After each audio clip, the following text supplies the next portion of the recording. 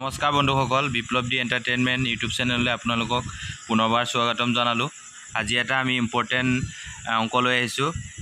SSC GD 2024 important question 21 ফেব্ৰুৱাৰী 2024 আহিছে, first চিপত আহিছে।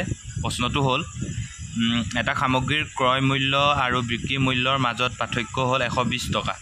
যদি লাভৰ শতাংশ 10% হয় তেন্তে বিক্ৰী মূল্য কিমান? ইয়াক আমি সলভ কৰিম। অপশ্যনত আছে 1440 টকা, 1200 টকা আৰু 1000 আৰু এইফালে 1320 টকা।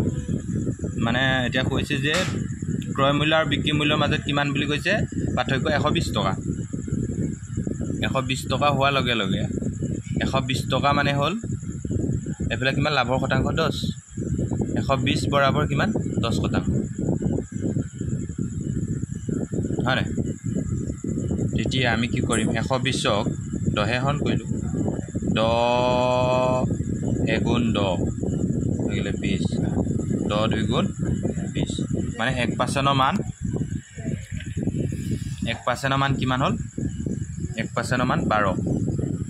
তো 100 হৈ গ'ল তোমাৰ 100% হৈ গ'ল কিনা দাম পূৰণ 12, 1% দাম 12, তো 1200 টকা। তো কিনা দাম 1200 টকা আৰু এতিয়া আমাৰ কিমান লাভ হৈছে বুলি কৈছে, কিনা দাম আৰু বিক্ৰী দামৰ মাজত 120 টকা পাৰ্থক্য।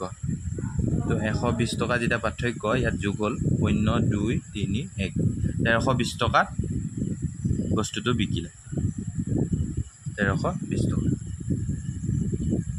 যদি ভিডিঅ'বোৰ চাই ভাল পায় তেন্তে লাইক কমেণ্ট কৰিব।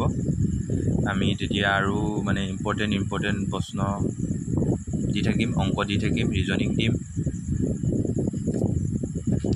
ধন্যবাদ।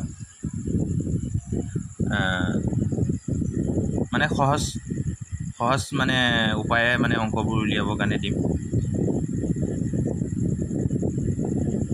ভাল লাগিলে লাইক কমেণ্ট শ্বেয়াৰ কৰি দিব।